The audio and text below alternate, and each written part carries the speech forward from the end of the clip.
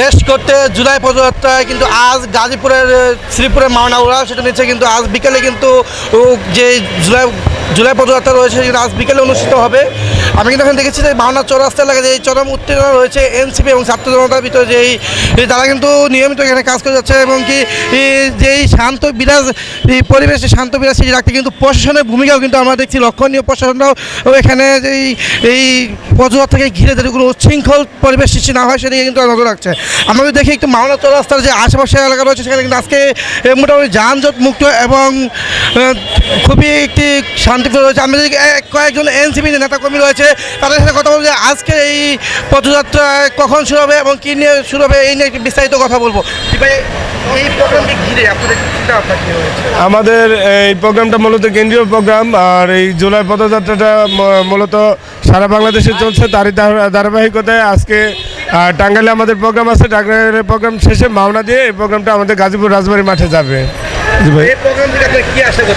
আমরা এই প্রোগ্রাম থেকে সারা বাংলাদেশে একটা মেসেজ দিতে চাচ্ছি যে আর বাংলাদেশের জন্য কোনো ফ্যাসিস্ট স্বৈরাচারের জন্ম না নিতে পারে, এবং আমরা এই জুলাই পদযাত্রার মাধ্যমে সারা বাংলাদেশকে জানিয়ে দিতে চাচ্ছি যে এনসিপি একটা দল, এটা গণমানুষের কথা বলে, গণমানুষের কথা বলার জন্যই মূলত এই জুলাই পদযাত্রা।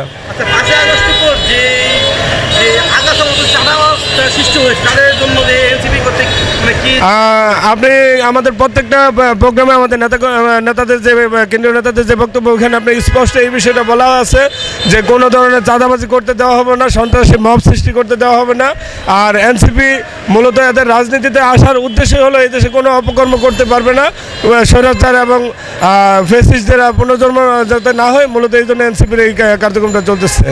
আজকে বিকালে যে প্রোগ্রাম হবে এই জন্য আপনারা আমাদের এখানে নেতাকর্মী তো আমাদের শ্রীপুর উপজেলার নেতাকর্মী সবাই এখানে কাজ করতেছে। আর আমরা আজকের প্রোগ্রামে আমাদের যে আশা এখানে মিনিমাম 50 থেকে 60,000 লোক আমরা জড়ো করবো।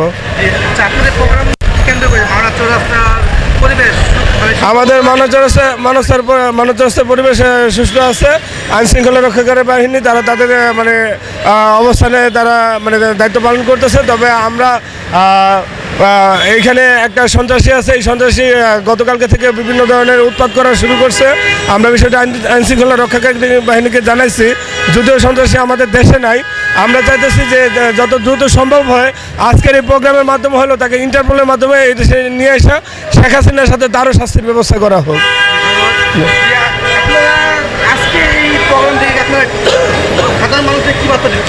ধন্যবাদ মুভি বাংলা টিভিকে। আমরা একটু বলতে চাই সাধারণ মানুষ যেন একটা নতুন রাজনৈতিক দলের বন্দোবস্ত হতে পারে।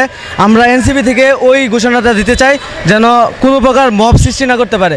আমরা বিগত ফ্যাসিস্ট আমলে দেখেছি যে বিভিন্ন মিল ফ্যাক্টরি ইন্ডাস্ট্রিতে তারা বিভিন্ন ধরনের প্রপাগান্ডা ছড়াইছে, তারা হুমকি দামকির মাধ্যমে তাদের বিভিন্ন অকার্যক্রম ছড়াইছে, এবং যেন তাদেরকে মানুষ বা জোর করে মানাইছে ওইরকমভাবে মব সৃষ্টি করছে তারা, এবং বিভিন্ন প্রকার চাঁদাবাজি সন্ত্রাসী খুন খারাপি করছে।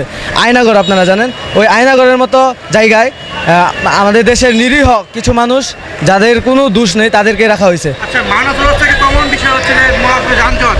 আজকে যেমন মহাপুরে ভাসমান ফুটপাথটা খুবই কম, এটা কি আজকে প্রবলেমটার জন্য কি মহাপুরে যানজট মুক্ত নাকি সবসময় এরকমই থাকবে? আমরা চাই যেন মাওনা চৌরাস্তা, আপনি আগে দেখছেন কিনা জানি না, আমি নিজেও এই মাওনা চৌরাস্তা যেন যানজট মুক্ত করা যায় বা ফুটপাত মুক্ত করা যায় তার জন্য অত্যন্ত পরিশ্রম করেছি, এবং বিভিন্ন উপমহলের সাথে আমি কথা বলেছি যেন এখানে কোনো প্রকার ফুটপাত বাজার ইজারা না দেওয়া হয়। আর আজকে বাজার ইজারা আজকে ফুটপাত না বসার একটাই কারণ, আমরা উপজেলা প্রশাসন সহ বিভিন্ন ডিসি অফিস, স্বেচ্ছাসেবী সংগঠন সহ সবাই এইখানে কাজ করতেছে যেন একদম যানজট নিরসন মুক্ত থাকে। আরেকটি আমি বলতে চাই, আমাদের প্রশাসনের দৃষ্টি আকর্ষণ করছি, যেই সিএনজি স্ট্যান্ড, অটো রিক্সা সহ যেই যানজটগুলো এখানে দাঁড়িয়ে থাকে তাদের কারণে হচ্ছে মূলত জ্যামটা সৃষ্টি হয়। এটা যেন অনতিবিলম্বে এইগুলো সরানো হয় এখানে। জি, যেমন যারা ছিলেন যে এনসিপি নেতাকর্মী তারা ছিলেন যে এই মানা চৌরাস্তা যে পরিবেশ শান্তি রক্ষা বা পরিবেশ শৃঙ্খলা ফেরাতে কিন্তু প্রশাসন সহ এনসিপি নেতাকর্মী সহ কয়েক হাজার নেতাকর্মী স্থান তারা এখানে দেবেন। তাছাড়া কিন্তু দেখেছি যে যানজট মুক্ত রাখতে কিন্তু প্রশাসনের পাশাপাশি স্বেচ্ছাসেবক সহ নেতাকর্মীরা যে এই তৎপর সেটি কিন্তু আমরা লক্ষণীয়। আজ বিকালে যে এই দেশ ঘুরতে জুলাই পদযাত্রা নিয়ে জানাচ্ছিলাম M A Hridoy Khan, movie Bangla television, Gazipur.